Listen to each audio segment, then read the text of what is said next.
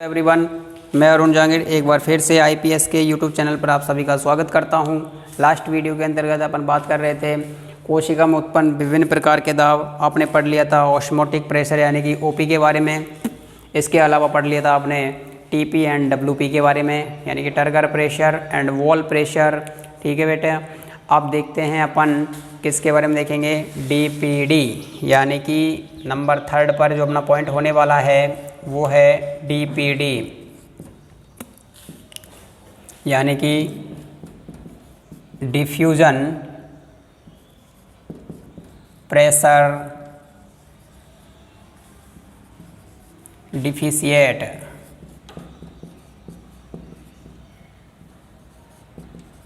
Diffusion pressure deficit मतलब इसका होता है हिंदी में विसरण दाब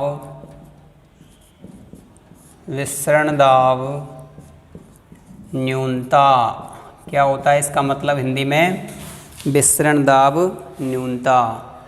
अब देखिए न्यूनता का मतलब क्या होगा, कमी। और किस में कमी होगी, विसरण दाब में। अगर विसरण दाब में जो कमी होती है उसी कमी को तो अपन क्या बोलेंगे बेटा, डीपीडी बोलेंगे, विसरण दाब न्यूनता बोलेंगे। ठीक है, तो वो कैसे होगी। अब देखिए मेरे बात समझना है पर बेटा थोड़ा सा कि आपने विसरण दाब, थोड़ा बैक में जाइए वापस से। जो आपने विसरण दाब पढ़ा था उस विसरण दाब के अंदर मैंने आपको बताया था कि जो शुद्ध जल होता है, ठीक है, शुद्ध जल का विसरण दाब मैंने सर्वाधिक बताया था कितना, 1236 एटीएम। कितना बताया था, 1236 एटीएम। ठीक है, अब देखिए नेक्स्ट आपको जो बताया था मैंने विलियन। ठीक है, और विलियन का जो डीपी मैंने आपको बताया था वो कैसा बताया था, बहुत कम बताया था। यही बात थी, श्योर है। अब देखिए विसरण दाब क्या होता है, शुद्ध जल का विसरण दाब सर्वाधिक होता है, आपको पता है। ठीक है, यहाँ पर देखिए फिर से देख लो एक बार कि शुद्ध जल का जो विसरण दाब है सर्वाधिक होता है कितना, 1236 एटीएम। अब यदि शुद्ध जल के अंदर मैं इसमें धीरे धीरे सॉल्यूट मिला देता हूँ, समझना है पर बात बेटा, क्या करोगे आप, शुद्ध जल में किसको मिला रहे हो, विलय। ठीक है, यदि शुद्ध जल के अंदर विलय मिला दिया जाता है, ठीक है, अब जल क्या है, विलायक का काम करेगा और विलय अपन इसके अंदर मिला ही रहे हैं तो क्या बन जाएगा बेटा, विलियन। क्या बन जाएगा, विलियन। यदि शुद्ध जल के अंदर विलय मिला दिया जाए तो बनने वाले विलियन का विसरण दाब क्या होता है, यहाँ पर देखो बनने वाले विलियन का विसरण दाब क्या होगा, कम होगा। ठीक है, यदि शुद्ध जल में विलय मिला दिया जाए तो बनने वाले विलियन का विसरण दाब कम होता है। अर्थात मेरा कहने का मतलब ये हुआ कि किसी विलियन के अंदर, किसी शुद्ध जल के अंदर विलय जितना अधिक होगा उसका विसरण दाब उतना ही कम होगा। ठीक है, अर्थात मेरा कहने का मतलब ये है कि शुद्ध जल के अंदर विलय की मात्रा जितनी ज़्यादा अधिक होगी, ठीक है, उसका डीपी डिफ्यूजन प्रेशर विसरण दाब उतना ही कम होगा। ठीक है, तो देखिए शुद्ध विलायक, अब परिभाषा देखना है आपको यहाँ पर इसकी, डिफ्यूजन प्रेशर न्यूनता की। ठीक है, यानी कि डिफिशिएट की। क्या होता है विसरण दाब न्यूनता, डीपीडी। शुद्ध विलायक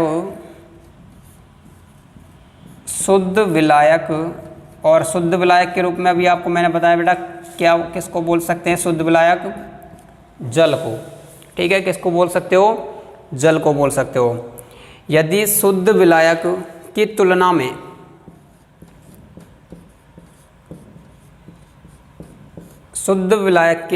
में विलियन के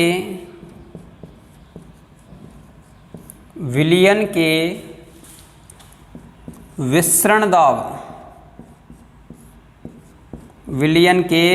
दाब मतलब डीपी, शुद्ध विलायक की तुलना में विलियन के विसरण दाब यानी डीपी विलयन के विसरण दाब में जितनी कमी होती है, विलयन के विसरण दाब में जितनी कमी होती है उस कमी को ही क्या बोलते हैं बेटा?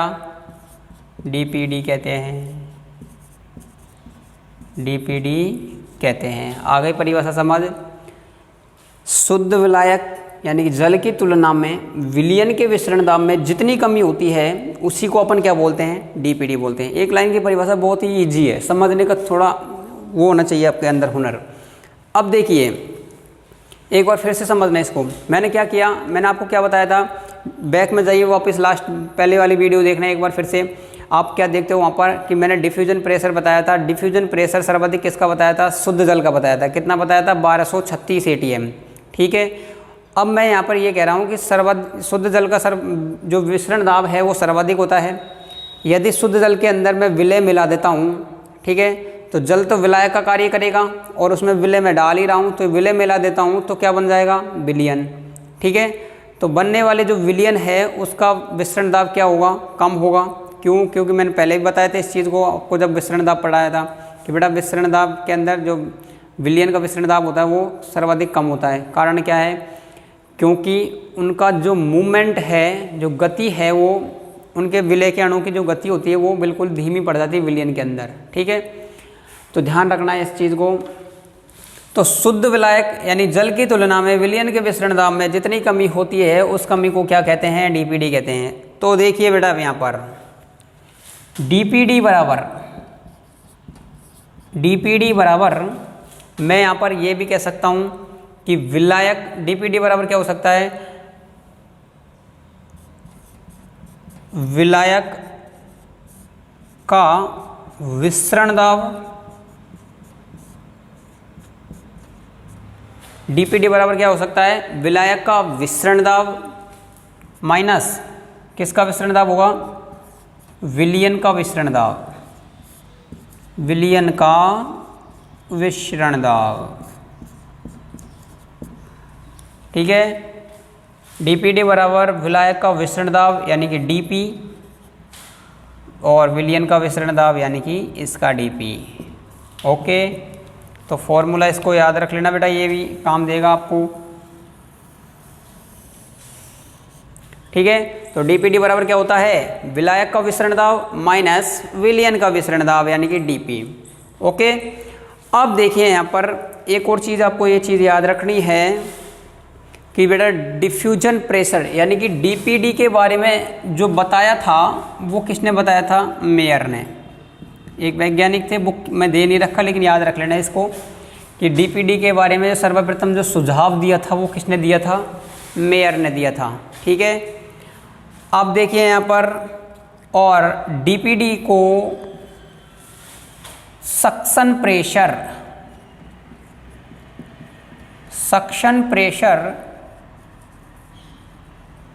भी कहा जाता है बेटा। सक्शन प्रेशर का मतलब क्या होता है? चूषण दाब। क्या कहते हैं इसको? चूषण दाब। और शॉर्ट में इसका क्या हो जाएगा? एसपी। तो ध्यान रखना डीपीडी को आप एसपी यानी कि सक्शन प्रेशर या चूषण दाब भी कह सकते हो। ठीक है। और जो ये नाम दिया था डीपीडी का दूसरा नाम वो किसने दिया था बेटा? रेनर ने। इसको भी याद रखना, ये भी आपके बुक के अंदर दे नहीं रखा लेकिन याद रखना आपको। ठीक है, नॉलेज के लिए। तो डीपीडी जो डीपीडी का सुझाव दिया वो किसने दिया? मेयर के द्वारा दिया गया। और डीपीडी का दूसरा नाम क्या है? सक्शन प्रेशर है यानी कि चूषण दाब है। और ये नाम जो यानी कि जो ये बताया ये नाम ये किसने बताया था? रेनर ने बताया था। ओके। अब देखिए यहाँ पर मेरे को एक चीज़ समझ नहीं आ रही, थोड़ा आप भी इस चीज़ को समझने की कोशिश करना कि अगर एक कोशिका के अंदर लगातार उसके अंदर विलय मिलाए जाओगे, ठीक है, विलय मिलाते जाओगे तो उसमें जल की कमी हो जाएगी। जल की कमी हो जाएगी ना भाई, विलयन कैसा बन जाएगा? वो सांद्र हो जाएगा, गाढ़ा हो जाएगा। ठीक है। और विलयन जब सांद्र हो जाता है, गाढ़ा हो जाता है, तो ऐसी अवस्था में कोशिका ये चाहेगी कि मुझे पानी मिले। ठीक है, जो ताकि आपकी जो सेल्स की जो मेटाबॉलिज्म रिएक्शंस होती है, जैविक यानी कि बायोलॉजिकल जो रिएक्शंस है वो आसानी से चल सके। किसके द्वारा? जल के माध्यम से। अब आप उसके अंदर सॉल्यूट यानी कि जो सॉल्यूट होते हैं वो मिलाए जा रहे हो, ठीक है, विलयन सांद्र हो चुका है, पूरी तरीके से गाढ़ा हो चुका है, तो ऐसी अवस्था में उसके लिए जल की आवश्यकता पड़ती है। तो यहाँ पर ये चीज़ आपको समझनी है बेटा। तो डीपीडी को मैं एक तरीके से ये भी कह सकता हूँ, डीपीडी बराबर क्या हो सकता है बेटा? कोशिका में पानी की मांग, ठीक है, कोशिका में पानी की मांग भी होती है। कौन? डीपीडी, ठीक है, डिफ्यूजन प्रेशर डिफिशिएट। ओके, तो ये चीज़ भी आपको यहाँ पर याद रखनी है कि एक कोशिका में पानी की मांग क्या कहलाती है? डीपीडी कहलाती है। ओके, अब मैंने ऐसा क्यों कहा है कि पानी की मांग भी कहा जाता है डीपीडी को? मैंने अभी आपको कारण बताया है कि अगर आप शुद्ध जल के अंदर सॉल्यूट मिलाते जाओगे तो लास्ट में वो विलयन बनेगा जो कैसा रहेगा? गाढ़ा रहेगा। तो उस गाढ़े विलयन के अंदर हमको पता है कि अगर एक सेल्स के बारे में अगर मैं बात कर रहा हूँ, अगर एक सेल्स के अंदर गाढ़ा विलयन है तो वहाँ पर जो बायोलॉजिकल जो रिएक्शन चलती है, जैविक रिएक्शन जो चलती है सेल्स की, वो नहीं हो पाती बगैर जल के। तो कोशिका फिर ये चाहेगी ऐसी अवस्था में कि मेरे पास में भी जल आए, ठीक है, ताकि हमारी जो जैविक रिएक्शन है वो लगातार चलती रहे। तो ठीक है बेटा, ध्यान रखना है इस चीज़ को कि डीपीडी बराबर मैं ये कह सकता हूँ कोशिका में पानी की मांग भी होती है। अब देखिए जो इसका मेन फॉर्मूला है वो आपको याद रखना है। डीपीडी बराबर क्या होता है? डीपीडी बराबर ओपी माइनस टीपी। डीपीडी बराबर क्या होता है? ओपी माइनस टीपी, ठीक है। ऑस्मोटिक मतलब विलयन कैसा है? सांद्र है। टीपी मतलब विलयन, कोशिका कैसी है? फूली हुई है। विलयन कैसा है? पतला है, तनु है बहुत ही ज़्यादा, ठीक है। तो डीपीडी बराबर मैं क्या कह सकता हूँ बेटा कि डीपीडी बराबर क्या होता है? ओपी माइनस टीपी, ठीक है। तो ये तो है अपने डीपीडी के बारे में। अब देखते हैं, चलो बेटा कोई एक उदाहरण के तौर पे अपन समझते हैं कि एक कोशिका कई तरीके की होती है। स्फीत कोशिका होती है, इसके अलावा पूर्ण स्फीत कोशिका होती है, सामान्य कोशिका होती है, सलत कोशिका होती है। इनका डीपीडी किस तरीके का पाया जाता है उनको देखते हैं अपन। देखिए बेटा,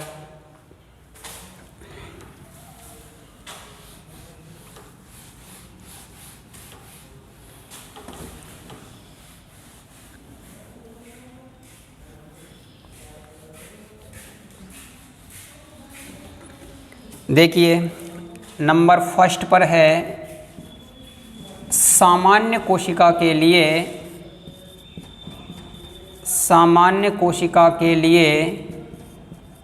अगर डीपीडी आपसे पूछ लिया जाता है कि एक सामान्य कोशिका के लिए डीपीडी का मान कितना होता है, तो सामान्य कोशिका के लिए डीपीडी बराबर क्या होता है बेटा? OP minus TP. जो अभी मैंने आपको जस्ट फॉर्मूला बताया है वही फॉर्मूला किसके लिए होता है लागू?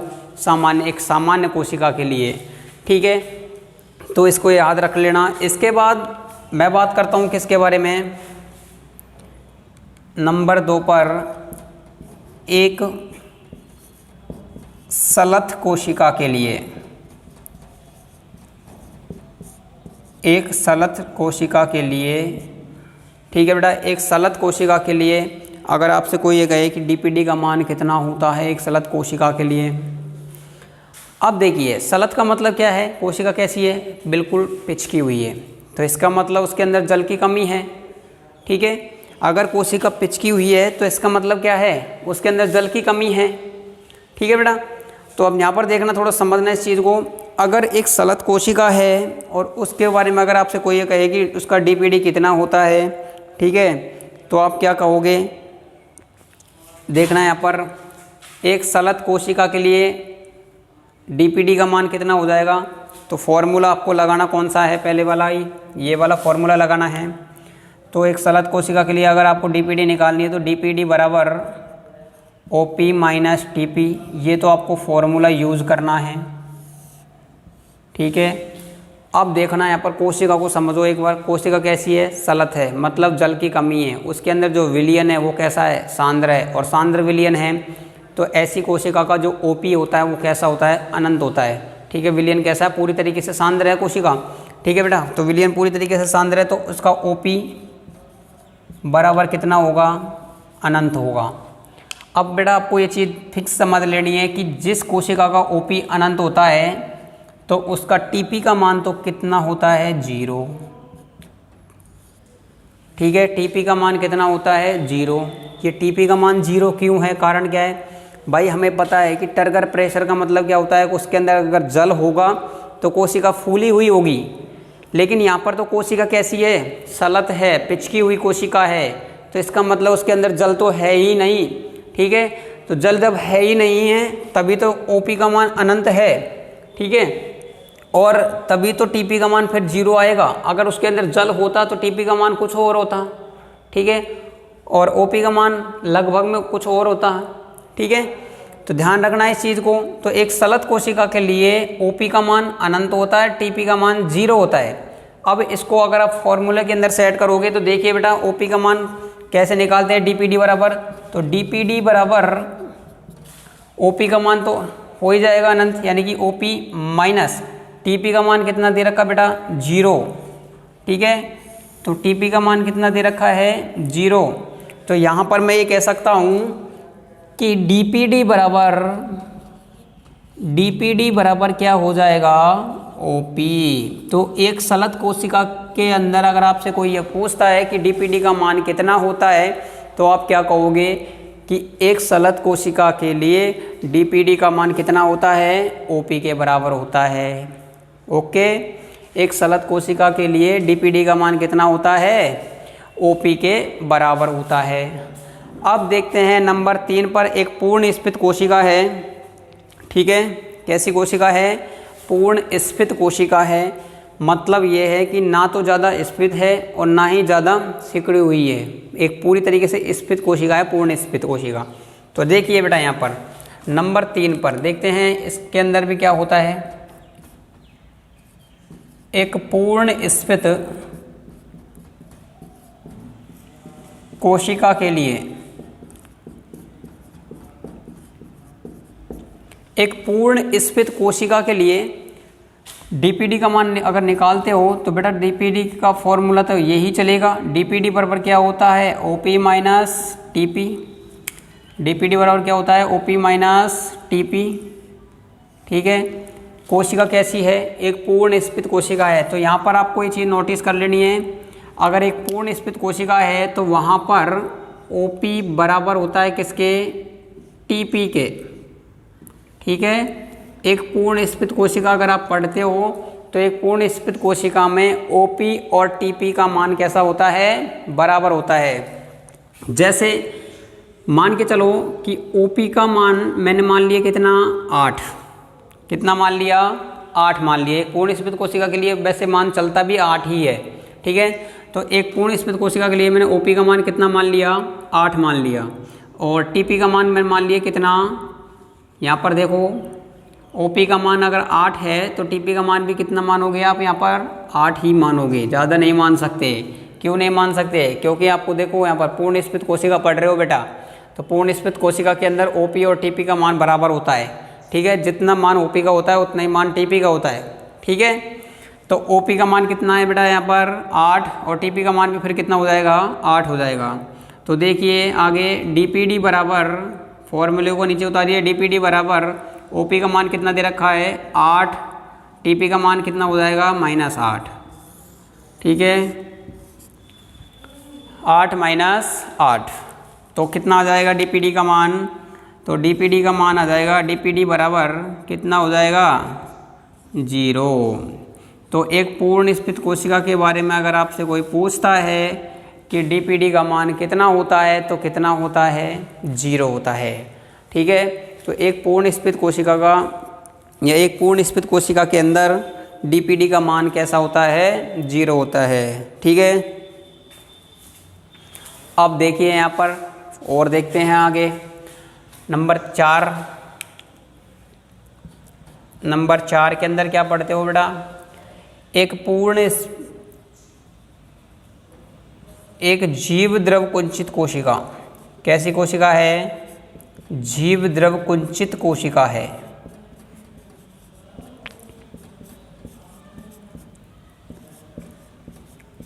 ठीक है, एक जीव द्रव कुंचित कोशिका के लिए फॉर्मूला अपना यही चलेगा, कौन सा?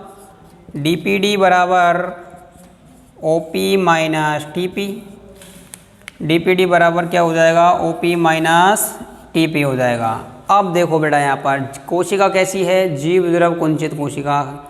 अब हमने जीव द्रव कुंचन पढ़ ही लिया, ठीक है, तो उसमें क्या हो रहा था? जल के अणु बाहर निकल रहे थे कोशिका से, ठीक है, और पूरी तरीके से जब जल के अणु बाहर निकलते हैं तभी जाकर तो उसका जो साइटोप्लाज्म होता है वो एकत्रित हो जाता है बीच में आकर के, ठीक है। तो ध्यान रखना है आपको इस चीज़ को। अगर जीव द्रव कुंचित कोशिका है तो जीव द्रव कुंचित कोशिका के लिए टीपी का मान बेटा ऋणात्मक होता है। कैसा होता है? ऋणात्मक मान,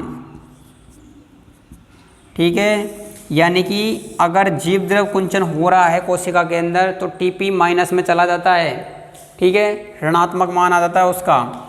तो देखिए यहाँ पर, तो डीपीडी बराबर क्या हो जाएगा फिर फॉर्मूले के अकॉर्डिंग? डीपीडी बराबर ओपी माइनस मान कैसा है टीपी का? ऋणात्मक, तो कोष्टक के अंदर माइनस टीपी, ठीक है, कोष्टक के अंदर क्या जाएगा? Minus TP. और तो लास्ट में जाकर के आप क्या देखते हो कि डीपीडी बराबर ओपी माइनस इंटू माइनस करोगे प्लस हो जाएगा, तो प्लस के टीपी, ठीक है। तो क्या निकल कर के आएगा? डीपीडी का मान कितना होगा यहाँ पर? डीपीडी बराबर ओपी प्लस टीपी, ठीक है, किसके अंदर?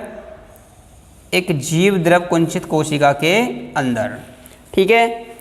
तो ये इसके एग्जाम्पल्स हो जाते हैं। अगर आपसे अब कोई ये कहे कि रेट ऑफ डीपीडी क्या होती है, सबसे ज़्यादा डीपीडी किसके अंदर पाई जाती है, सबसे कम किसके अंदर होती है, तो आप क्या बोलोगे कि एक जीव द्रव जो कुंचित कोशिका है उसमें डीपीडी का मान सर्वाधिक होता है, ठीक है। तो यहाँ पर अगर आपसे मैं कहूँ कि डीपीडी का क्रम किस तरीके से अपन व्यक्त कर सकते हैं, तो देखिए बेटा डीपीडी का क्रम, डीपीडी का क्रम, चलो यहाँ पर देख लेते हैं।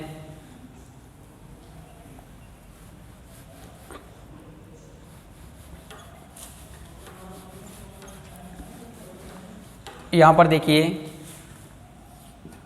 डीपीडी का क्रम, तो देखिए सबसे पहले तो आप जाओगे जहाँ पर पॉजिटिव चल रहा है, धनात्मक हो रहा है, तो धनात्मक मान कहाँ पर है? जीव द्रव कुंचित कोशिका के अंदर। देखिए यहाँ पर डीपीडी बराबर क्या है? OP plus TP. यहाँ पर मान कैसा है उसका? प्लस में आ रहा है, ठीक है। तो आप क्या बोलोगे डीपीडी के क्रम में? सबसे पहले क्या बोलोगे? जीव द्रव कुंचित कोशिका, जीव द्रव कुंचित कोशिका के अंदर डीपीडी का मान सर्वाधिक होता है, ठीक है, जो प्लस में है। इसके बाद देखिए थोड़ा ढूंढिए यहाँ पर, इसके बाद अगर आप ढूंढते हो तो कहाँ पर इसका मान आता है? तो एक सामान्य कोशिका के अंदर आता है, ठीक है। तो एक सामान्य कोशिका के अंदर आएगा क्या? नहीं आएगा बेटा, वहाँ पर भी मान माइनस में चल रहा है। तो इसलिए यहाँ पर अपन क्या बोलेंगे कि दूसरे नंबर पर जो आती है एक सलत कोशिका के लिए, देखिए यहाँ पर डीपीडी का मान किसके बराबर है? ओपी में, ओपी के बराबर, ये भी मान पॉजिटिव है, ठीक है। तो सलत कोशिका,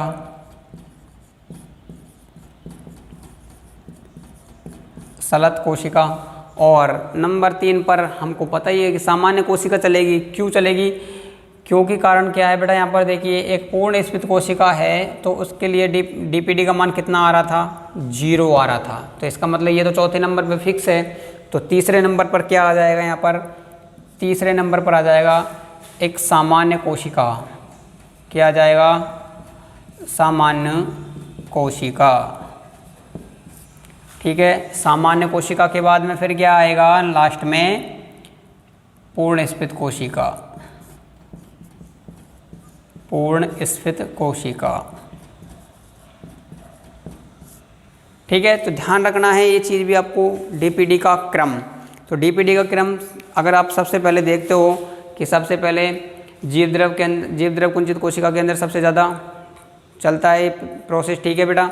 इसके बाद सलत कोशिका में डीपीडी होती है, इसके बाद सामान्य कोशिका के अंदर, इसके बाद पूर्ण स्फीत कोशिका के अंदर, ठीक है।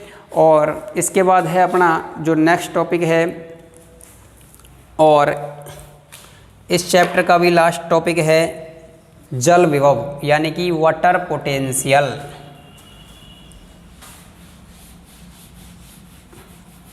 जल विभव यानी कि वाटर पोटेंशियल। तो क्या होता है जल विभव, ये भी बेटा ध्यान रखना है आपको इस चीज़ को कि जो अभी अभी आपने पढ़ा है डीपीडी, वर्तमान में इस डीपीडी के स्थान पर किसका उपयोग होता है, वाटर पोटेंशियल का उपयोग होता है। कहने का मतलब ये हुआ कि जो आप पढ़ रहे हो इस टाइम डीपीडी, उसको हटा करके उसके स्थान पर किसको लाया गया, जल विभव को लाया गया, ठीक है। किसको लाया गया, जल विभव को लाया गया। जल विभव मतलब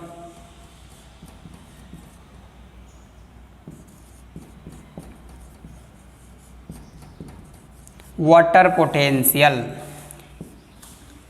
और ये जल विभव या वाटर पोटेंशियल के बारे में पढ़ेंगे अपन नेक्स्ट वीडियो के अंतर्गत बेटा। आज के लिए इतना ही, थैंक्स ए लॉट।